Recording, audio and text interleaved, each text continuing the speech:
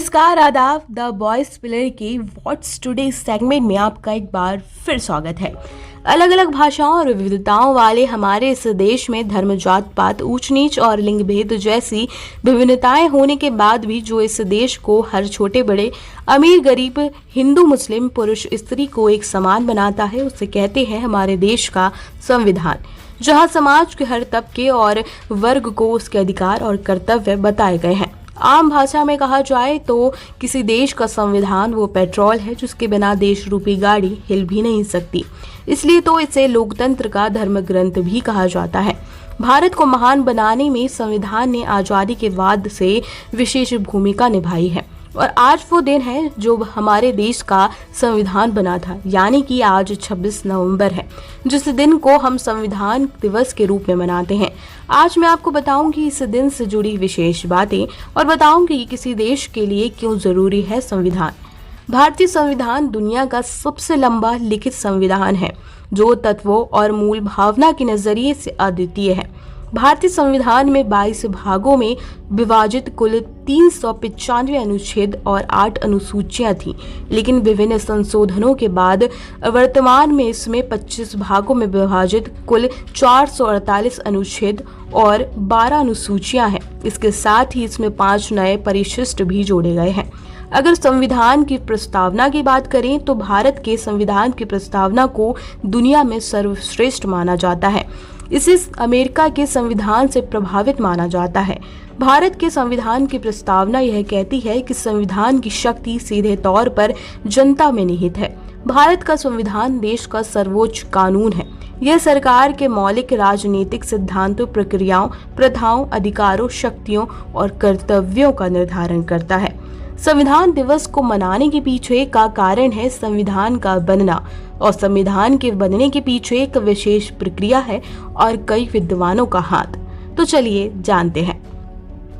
भारतीय संविधान का मसौदा तैयार करने के लिए एक समिति बनाई गई थी जिसकी स्थापना 29 अगस्त 1947 को हुई थी। डॉक्टर भीमराव अंबेडकर को इस समिति का अध्यक्ष नियुक्त किया गया था, इसलिए डॉक्टर अंबेडकर को संविधान का निर्माता भी कहा जाता है। भारत में संविधान के निर्माण का श्रेय मुख्यतः संविधान सभा को ही दिया जाता है। 1946 में क्रिप्स मिशन की असफलता के बाद 3 सदस्यीय कैबिनेट मिशन भारत भेजा गया था। कैबिनेट मिशन की ओर से पारित एक प्रस्ताव के माध्यम से बाद में भारतीय संविधान के निर्माण के लिए एक बुनियाद ढांचे का प्रारूप स्वीकार किया गया, जिसे संविधान सभा का नाम दिया गया। इसके 284 सदस्यों ने 24 जनवरी 1950 के दस्तावेज पर हस्ताक्षर किए थे। संविधान 26 जनवरी 1950 को लागू किया गया था, जिसे पारित करने में 2 साल 11 महीने और 18 दिन लगे थे। भारतीय संविधान के कई हिस्से United kingdom, America, Germany, Ireland, Australia, Canada और जापान के संविधान से लिए गए हैं। इसमें देश के नागरिकों के मौलिक अधिकारों, कर्तव्यों, सरकार की भूमिका, प्रधानमंत्री, राष्ट्रपति, राज्यपाल और मुख्यमंत्री की शक्तियों का वर्णन किया गया है। विधान पालिका, कार्यपालिका और न्यायपालिका का क्या काम है, उनकी देश को चलाने में क्या भूमिका है, इन सभी बातों का जिक्र संविधान में है। दरअसल 2015 में संविधान के निर्माता डॉक्टर अंबेडकर के 125वीं जयंती वर्ष के रूप में 26 नवंबर को सामाजिक न्याय और अधिकारिता मंत्रालय ने इस दिवस को संविधान दिवस के रूप में मनाने के केंद्र सरकार के फैसले को अधिसूचित किया था। संवैधानिक मूल्यों के प्रति नागरिकों में सम्मान की भावना को बढ़ावा देने के लिए यह दिवस मनाया जाता है। संविधान क्या है ये तो आपको पता है, लेकिन मैं आपको बताऊंगी कि आखिर संविधान किसी भी देश के लिए क्यों जरूरी होता है। संविधान सिर्फ एक दस्तावेज नहीं है, बल्कि यह समय के साथ लगातार विकसित होता रहता है। संविधान को नियमों और उपनियमों का एक ऐसा लिखित दस्तावेज कहा जा सकता है जिसके आधार पर किसी भी देश की सरकारें काम करती हैं। यह देश की राजनीतिक व्यवस्था का बुनियादी ढांचा निर्धारित करता है। यह देश का संविधान उस देश के आदर्शों, उद्देश्यों और मूल्यों का संचित प्रतिबिंब होता है। संसद जिन कानूनों को पारित करती है उसे आसानी से हटा भी सकती है, लेकिन संविधान की प्रकृति कानून से काफी अलग होती है। संविधान का निर्माण भविष्य को ध्यान में रखकर किया जाता है और उसे हटाना या निरस्त करना अपेक्षाकृत काफी कठिन भी होता है। इसीलिए मौजूदा परिस्थितियों के अनुसार इसकी व्याख्या की जानी आवश्यक है।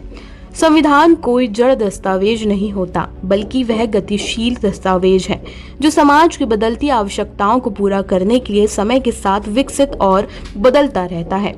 भारतीय संविधान भारत के लोगों के अधिकारों की रक्षा करता है।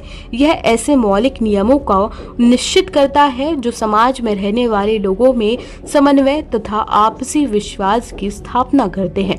तो इसलिए किसी भी देश को सही तरीके से चलाने के लिए संविधान की जरूरत पड़ती ही है। यह लोगों की नियमों के दायरे में रहकर कार्य करने की आजादी भी देता है। इसी के साथ आज के कार्यक्रम में इतना ही। मुझे दीजिए इजाजत। मैं फिर मिलूंगी किसी नए मुद्दे के साथ। और जानकारी रोचक और ज्ञानवर्धक लगी हो तो चैनल को सब्सक्राइब करना ना भूलें। नमस्कार।